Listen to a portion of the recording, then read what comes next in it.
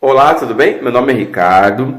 Estou aqui para falar sobre o mapa cabalístico, sobre o Moreno Declan Rosa, ao qual eu já conheço há muitos anos, estudo com ele a Torá, a instrução do Eterno com ele também. Eu e um bom grupo de pessoas, né? É uma pessoa séria, pessoa simples, voltada para o estudo eterno, né? Dia e noite, ou noite e dia, ok?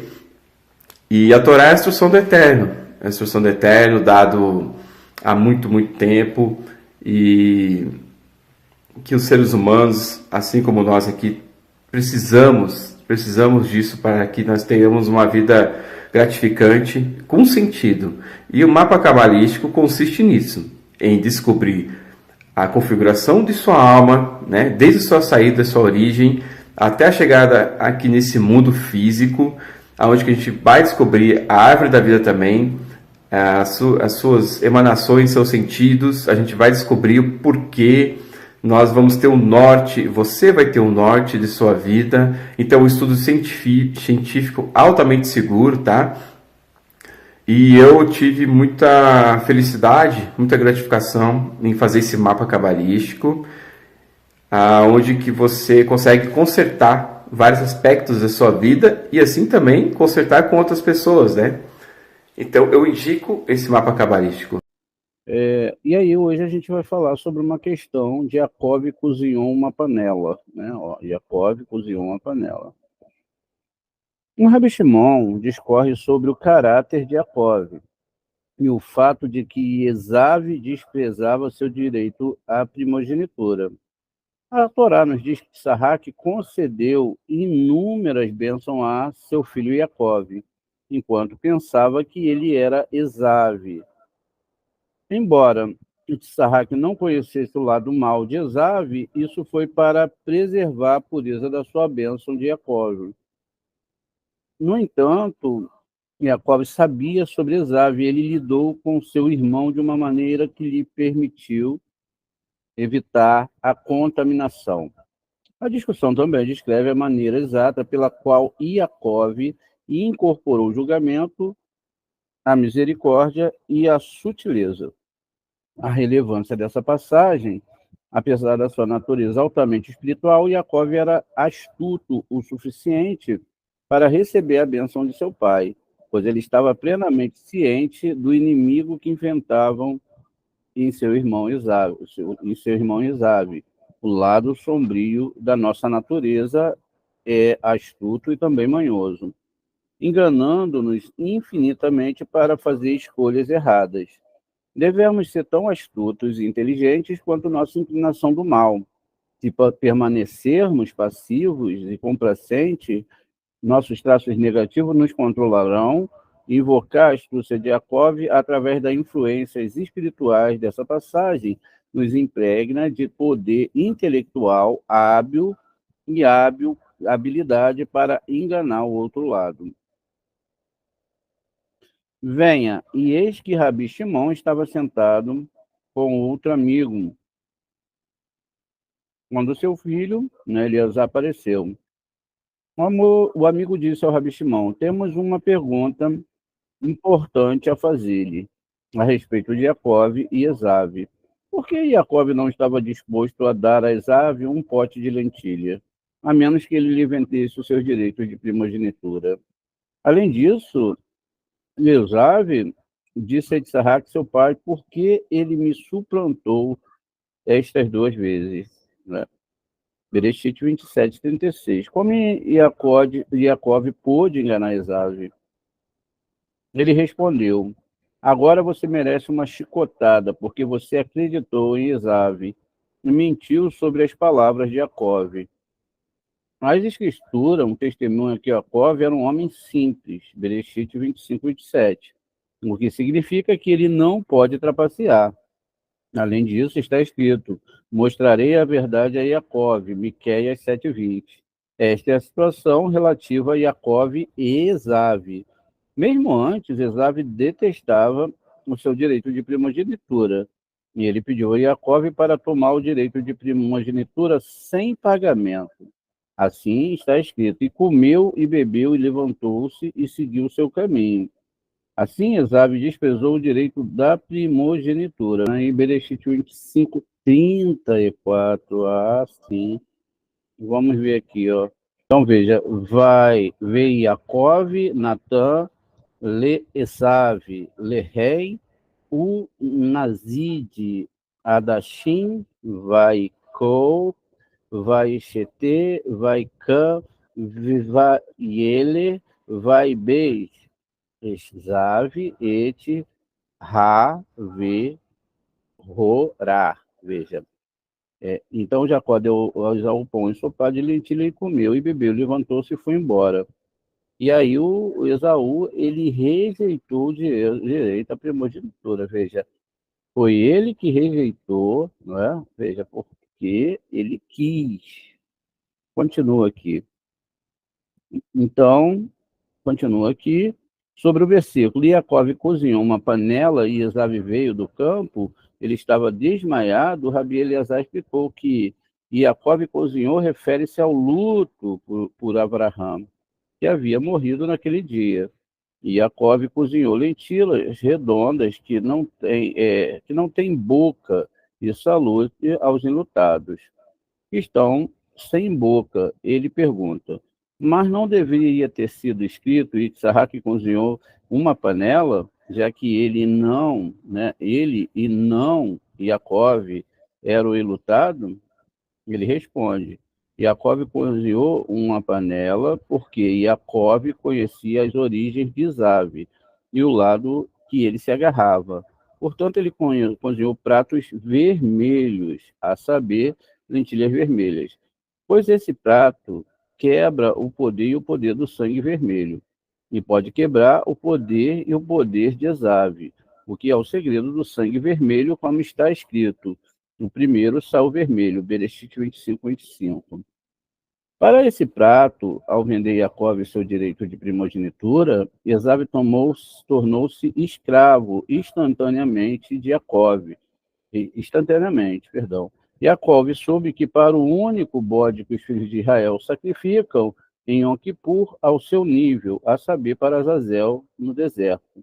Vaikra 18, 10. O segredo do anjo Samael, o ministro de Esav.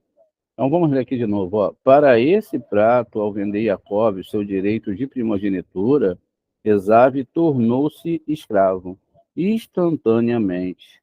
Jacob soube que para o único bode que os filhos de Israel sacrificaram em Yom Kippur, ao seu nível, a saber, né, para Azazel foi enviado para o deserto, Vaikra 16, 10. O segredo do Sam, né, o ministro de Esav torna-se escravo de seus descendentes e não os acusará. E é por causa do nível de sabedoria de Esav, né, que Jacob lidou sabiamente com Esav, em todos os lugares, de modo que Esav era incapaz de governar e era submisso a Jacob, e não foi contaminado por ele, mas governou sobre ele. Não aceitamos este parágrafo, pois ele não pertence à discussão. Então, esse parágrafo aqui, Vaiomé, Esav, Achei Yaakov, foi descartado desse assunto que está sendo discutido aqui. Rabi Erudá disse que isso deveria ter sido verdade também para Lavã, porque ele também era um feiticeiro, como está escrito: aprendi por sinais que Hashem me abençoou por tua causa, Bereshit 30, 27. Portanto, Jacob foi enganoso em relação a ele, e embora Jacob fosse um homem simples, inteiro, ele era misericordioso com quem tivesse que ser misericordioso. Ele era rigoroso no julgamento e enganoso quando necessário, pois ele consistia em duas partes, Hesed e Gevurah, pois Yaakov é o segredo da coluna central, que compreende as duas colunas, Hesed e Gevurah. Dele está escrito: com os misericordiosos vos mostrarei misericordioso, e com os perversos vos mostrarei sutis. Terrelim 18:26. O que significa que, com o misericordioso, ele tratou do lado de Hesed, e com o perverso do lado de Gevurah, escrito com tudo como deve ser. Muito bem. Aqui a gente tem uma questão a ser construída, não é? Sobre essa questão do bode. Né? O bode é muito falado dentro dessa questão, e dentro da literalidade as pessoas estão, não é, esperando o momento que o templo vai ser reconstruído, não é? E lá eles vão poder, então, sacrificar um animal, não é? Então, veja, aqui a gente vai pegar um bodezinho, tem esse aqui, ó, que bonitinho, né? Deixa eu escolher um bem legal aqui, ó. Esse aqui tá olhando para vocês, ó. Esse tá muito legal. Vamos achar um bode aqui, ó. Esse aqui tá até rindo. Ah, vamos botar esse aqui eu gosto. Ele tá rindo para a cara da gente, tá? Veja, o que que significa essa questão do bode? Ops, não era isso, né? Era para ser outra coisa aqui. Vamos voltar aqui. Vamos copiar de novo.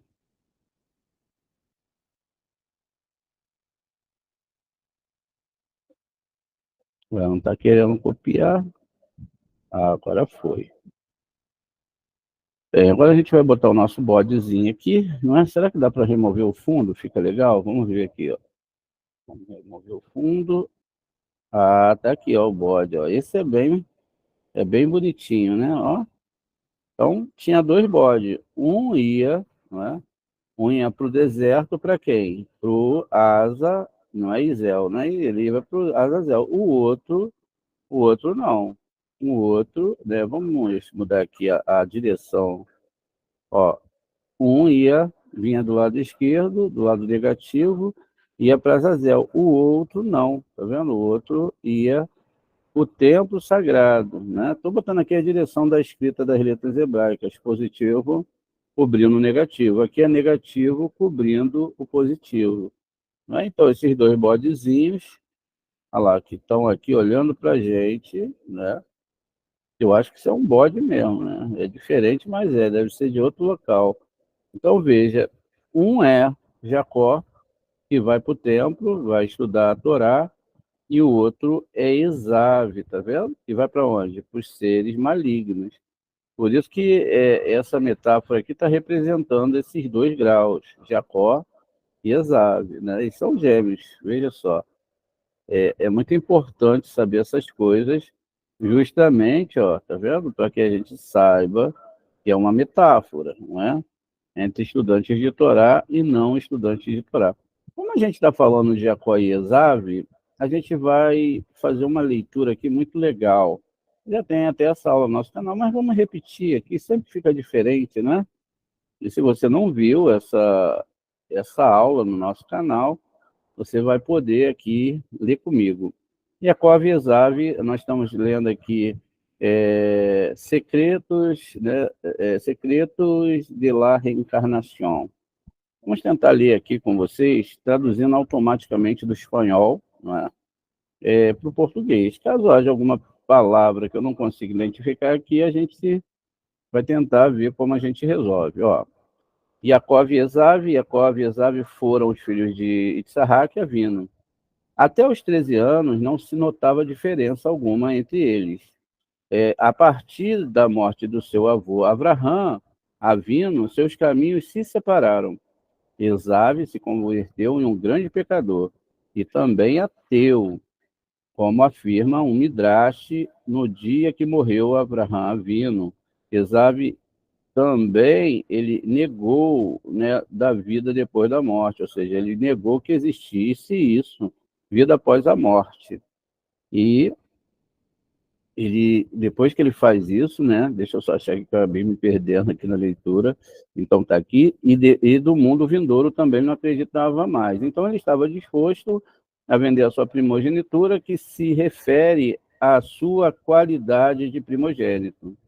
Veja, se não, não se refere à sua qualidade de primogênito, não era nada disso, senão a sua porção no paraíso. Foi isso que ele vendeu, a qual é comparada com a primogenitura. Vamos lá, ó. Ele não vendeu a sua primogenitura, ele vendeu a sua porção no Gan Éden, não é? O que é comparado com a sua primogenitura. Esaú também foi um assassino. Foi ele que matou o rei Nirode, tá vendo? Foi ele que matou o rei Nirode. Se ele é chamado de assassino, é que fica uma coisa muito confusa, né? Porque Nirode, segundo a ótica hoje da religião, ele tinha que morrer mesmo, né? Porque como que pode aqui no Midrash chamar um rei, um Esaú de assassino, se foi ele que matou Nirode, né? É um estranho, vamos lá. Além do mais, o Midrash relata que Esaú nunca foi circuncidado, pois nasceu vermelho, e por seus padres, os seus padres temeram fazer o Brit nele, o Brit Milá, pois poderia sangrar muito, e até a morte ele podia sangrar. Por essa razão, Itzhak decidiu que, né, ia e não foi circuncidado. Isaac decidiu que ele não seria circuncidado, né, aos 8 dias ao nascer, como ocorreu com ele mesmo, e com o próprio Isaac. Seria circuncidado aos 13 anos, como aconteceu com Ismael. Porém, ao chegar aos 13 anos, Esaú se negou, não é, profundamente a fazer o Brit e pertencer assim ao núcleo da Kabbalah, né? Aqui, ó, sempre tem um chamamento, né, para um grupo. Veja, se fosse um cristão que escreveu, se esse aqui estaria cristão. Se fosse um budista, que seria budista. E se fosse um judeu, é o judeu. Se fosse o islâmico, seria islâmico. Sempre cada um defendendo a sua religião. Veja, Yaakov, né, ele tirou de Esaú as bênçãos e que ele tinha que dar, não é? Que ele tinha que dar ao seu pai Isaac. Já que ele opinava, não é? Opinava que a compra da primogenitura incluía as bendições que correspondiam ao primogênito. Em hebreu, ambas palavras se escrevem igual, né? Então, eu tenho aqui Becorá, que é primogenitura, e aqui eu tenho Berahá, que é bênção. Veja, as letras são as mesmas. Não é? O que muda de lugar? A parte central. Veja, na Berahá, o Reish vem primeiro, depois o Beit. Na primogenitura é o contrário. Né? Perdão, aqui não é o Beit, aqui é o Kaf. Tá? O Kaf troca de lugar com o Reish. Nesse caso aqui, ó, na palavra Becorá, veja, Berahá, aqui é um Raf, na verdade, porque tem som de RR, e aqui ele fica como Becorá, tá vendo? Ó, Becorá, e aí aqui ele é um Kaf, mas é a mesma letra. Então, essas duas letras centrais mudam de lugar, então é aí que se define primogenitura e bênção. E isto provocou que Esaú perseguira Yaakov para matá-lo, fazendo que ele saísse da Terra Santa e de seus padres, e viveu com medo durante muitos anos. Ao final da sua vida, quando saíram os filhos de Jacó do Egito para enterrá-lo em Meriat Arpela, quando foram enterrar lá na cova de Marpela, se encontraram com resistência de parte de Esaú e sua família. Lá também estava Esaú e sua família, já que ele exigia que, ao morrer, foram enterrados ali, né? E não em Yaakov. Ele queria ser enterrado lá na cova de Marpela e não em Yaakov. Os nossos sábios declaram que, ou esclarece que, ao aparecer essa exigência de Esaú, não estavam motivadas pelo orgulho, né? Que não era por orgulho de ser enterrado em um lugar importante, senão por um certo arrependimento de suas ideias ateias. e por um desejo de retificar suas más ações, já que, apesar de reconhecer a vida no mundo vindouro e sendo Meriat Ramalar Bela, ou Miarat Marpela, a porta do paraíso é o túnel por que passam todas, veja, todas as almas, não é? Ao mundo celestial. Ele queria ser enterrado ali por causa disso. Sem embargo, aqui, né, Esav teve a oportunidade de levar à prática as suas ideias que tinham, e já que e nesse momento se desatou uma peleja aqui de Hushim, não é? Filho de Dan e neto de Jacov, Avino, tomou uma espada, enquanto eles estavam tentando lá junto com Jacov enterrar o Esav, ele puxou, tomou uma espada e decapitou, causando que a cabeça de Esav rodara, né? Esav estava lá, então a cabeça dele, ele estava lá vivo, então a cabeça dele rodou e caiu dentro da cova de Marpelá. Aqui é chamado, né, aonde é a cova de Marpelá, mas a gente já viu ali em cima no texto que é o local onde todas as almas passam, né? Muito bem. Nossos sábios declaram que o desejo de Esav de querer iniciar um novo caminho e retificar seus erros passados lhe deu o mérito de reencarnar para ser levado a cabo, como ocorre com qualquer pessoa, veja. Então, reencarnar para ser levado aqui, não é, ao tratamento, como ocorre, com qualquer pessoa, né? Veja, é preciso peneirar os textos, tá vendo? Isso acontece com qualquer pessoa que, ao final da sua vida, quer fazer techuvá, porém não tem o tempo, né, nem a oportunidade de fazê-lo. Foi o que aconteceu com Esav lá em cima, que teve a sua cabeça arrancada. E esse era o processo de Esav para consertar. Enquanto Yaakov Avino, sua alma está 99% reparada. Veja, já que a única queixa que havia sobre ele é que nunca tratou de salvar o seu irmão. Por exemplo, a Torá critica que quando se reencontraram, Jacó e Esav escondeu a sua filha Diná, pois temia que Esav se casasse com ela.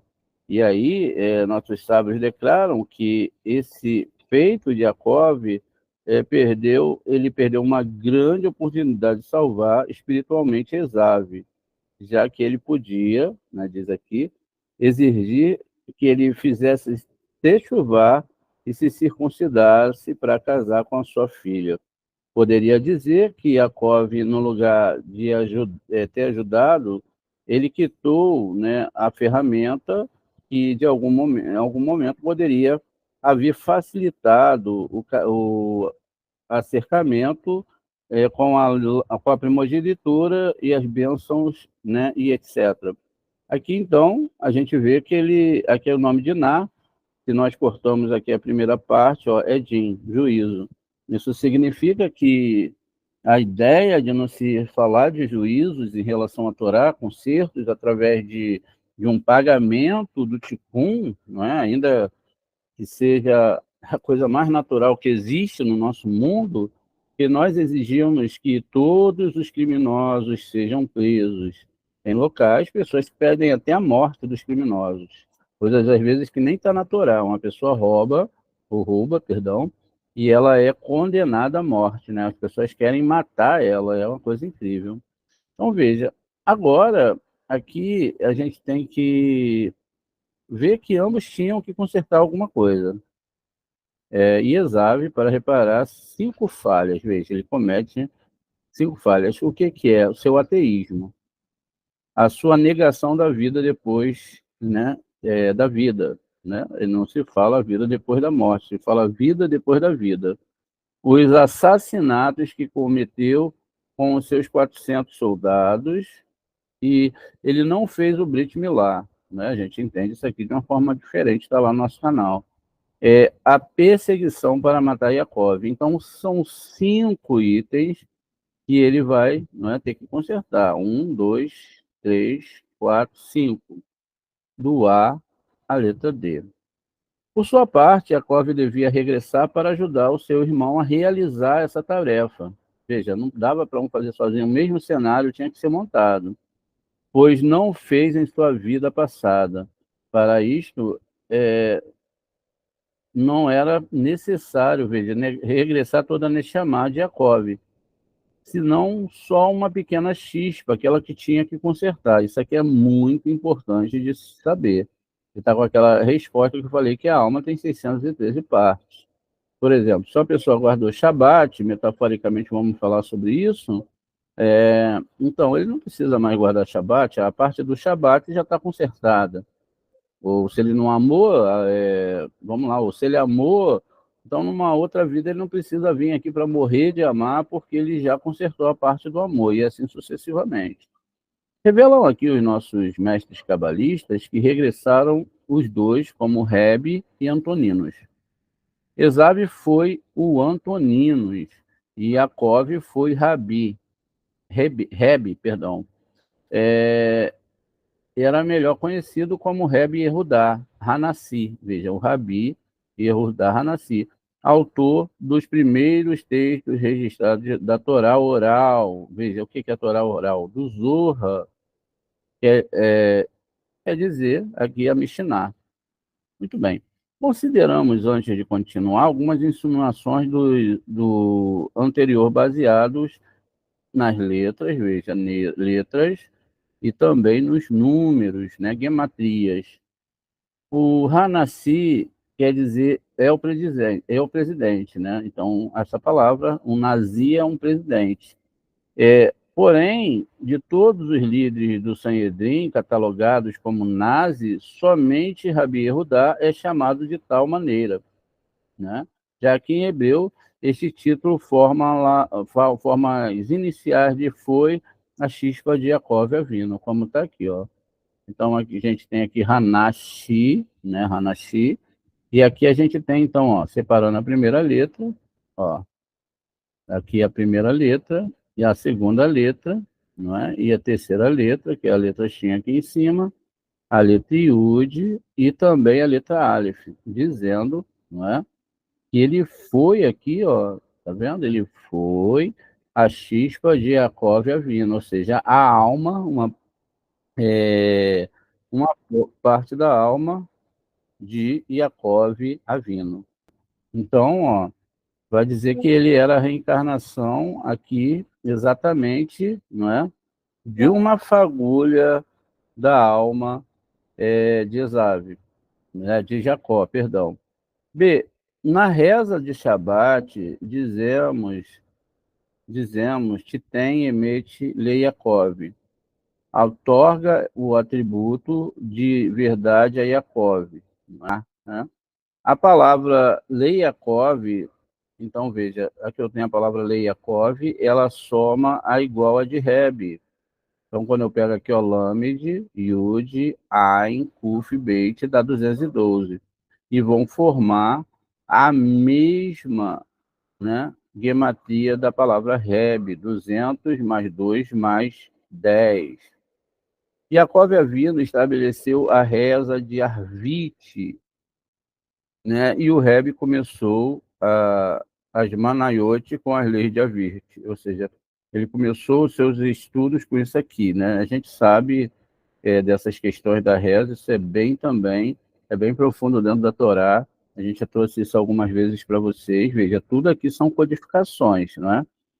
A Torá diz sobre Yaakov que, ao finalizar e estabelecer a reza, ele foi dormir um sono e com as escadas, né, que ele ficou despertado, como diz a Torá, vai Katsi Mishnato, e se despertou do seu sono, onde a palavra Mishnato significa também sua Mishnah. Veja, isso está na Torá. Ó. Veja quantos pontos, né, Mishnato, ele começou a escrever as rezas da manhã, da tarde, da noite ali, não é? Perdão, e que é o Arvit, que é a reza da noite, e ele começou então, não é? Ali foi quem que fez? Foi Yaakov, Isso está configurado dentro de segredos profundos dentro da Torá. E aí aqui também foi o Rebbe que começou a fazer as Mishnayotes, né, respostas sobre essa questão. Veja, e aqui na questão dele falando, está lá em hebraico a palavra Mishnatô, que significa também sua Mishnah, insinuando a Torá assim as Mishnayotes do Rebbe. Muito bem, continua aqui. Yaakov terminou sua vida vivendo 17 anos no Egito, e o Rebbe terminou sua vida vivendo 17 anos em Tzpori, onde, os seus últimos dias, dizia: eu sou igual que Yaakov, porque também eu vivi meus últimos 17 anos em outro lugar, para insinuar assim que ele conhecia a conexão espiritual que tinha com Yaakov Avino. Outro título de honra é que Rebbe recebeu, era Rabbeinu Hakadosh, nosso sagrado rabino. Então, ele recebeu esse título. A Guemará explica que se lhe deu esse título porque sempre cuidou da pureza masculina, igual o que fez Yaakov, que também se comportou assim, como já explicamos. Porque o Yaakov ele já se casa já há quase 70 e poucos anos. Quando Rivka estava grávida, né, não sabia que em seu ventre havia duas crianças. E ao consultar a Shem, não é? Ou seja, Shem era o filho de Noa. O filho de Noa já está explicado aqui. Ele profetizou: duas grandes nações têm em teu ventre. E esta frase explica Rashi, que referia-se a Rebe e Antonínio, que seriam seus descendentes. O que se entende, né, o que não se entende é que tem que ver, né, o Rebe Antonínio com a pergunta de Rívica. Porém, de acordo com isto, se entende, pois que eram a reparação final dessas duas almas, né, dos meninos de Rívica, que ela ia ter, né, e agregar, perdão, dos meninos que Rívica ia ter. Agrega ao Baal Haturim que o valor numérico da frase duas grandes nações tem em teu ventre, e em hebreu somam 502, igual aquela frase será, não é, ó, será Rebe Antonínios. Então está aqui, ó, exatamente, ó, falando, não é, no texto, esses dois, Sheni, Goim, B, Vatom, está sem os sinais maçoréticos, fica meio difícil aqui para mim ler, né? Então, esses dois, essa frase, não é, ela tem a mesma numerologia que serão, né, o Rebe, Yehudá e Antoninos, como está aqui, ó, é a mesma gematria. Tá vendo? Olha que coisa incrível. Por isso que essa questão de gematria é muito importante. A Guemará relata que cada vez que Rebe viajava ao norte de Israel, a uma pequena cidade chamada Romi, para falar com Antoninos, ele lia no caminho toda a Paraxá de Vaishlá, que fala sobre o grande encontro entre Jacó e Esaú. E quando terminou, com perdão e paz e respeito, não é? Ou seja, houve um abraço entre eles e cada um seguiu o seu caminho. Já que ambos eram descendentes espirituais deles, Rebe lia a Paraxá para conseguir o mesmo resultado, ou seja, liam a mesma Paraxá. Né? Aqui é a tumba do Rabi Yehudá Hanassi, em Tzipori. Bem, analisemos um pouco da vida de Rebe e Antoninos para comprovar a tarefa de reparação que ambos realizaram. O pai de Rebe era Rambam, né, e Gamaliel, quem era o rabino principal de Israel. Em seus dias, o César Romano decretou a proibição de circuncidar os meninos. E em momento em que Rambam Gamaliel teve ao seu filho, todo o povo esteve ali, né, na expectativa do que ele ia fazer. um grande rabino, né? Esse grande rabino. O Rambam Gamaliel não... deixa eu ver aqui já teve uma palavra aqui. Então, deixa eu só ler tudo para me entender essa palavra aqui. Rabi Gamaliel, né, desafiando a ordem do imperial, circuncidou a seu filho e o chamou de Erudá, que seria conhecido mais tarde como Rebbe Erudá, o mesmo que a gente está falando aqui. Né? Yehudá Hanassi. A notícia chegou ao César, quem convocou Rambam Gamaliel para que fora a Roma com sua esposa e filhos recém-nascido. Ia ser julgado, porque o menino, né, ia ser castigado publicamente, né, ia ser julgado e eles iam ser castigados publicamente por ter feito essa circuncisão que havia, né, acontecido. Ao chegar a Roma, se conheceram a esposa de Rambam Gamaliel e a esposa de César. Esta, se apiedando do menino, disse à esposa do rabino: você também acabou de ter um filho, e se chama Antoninos, né? Tomando este, né, tomá-lo e vê-te com ele até o juízo. Pega o meu filho e vai até ele lá para ver a circuncisão, para que ninguém lhe acuse de haver feito essa berite no seu filho. Os meninos foram trocados. A esposa de Rambam Gamaliel aceitou, enquanto se desenrolava o juízo. A esposa de Rambam Gamaliel amamentou Antoninos, o qual lhe converteu em irmão de leite lá de Jacó, lá de Rebe, de Erudá, o filho de Rambam Gamaliel. O juízo terminou bem, e César creio que se tratava de um erro, que ele não havia circuncidado o menino, porque na verdade ele tinha visto seu filho, né? E poderíamos dizer que Antoninos, de alguma forma, salvou a vida de Rebe, reparando assim a persecução de Esav para matar Jacó, ou seja, a perseguição. Ele matou agora o Esav reencarna em Antoninos, e nesse ato que os pais fazem da troca das crianças, ele paga, então, ali a perseguição que ele fez ao próprio irmão. Quando ambos cresceram, Antonino se converteu no governador da zona de Israel e foi conhecido como Marcos Aurélio Antoninos Caracalla, que terminou sendo César de Roma do ano de 211 ao ano 217 da Era Comum.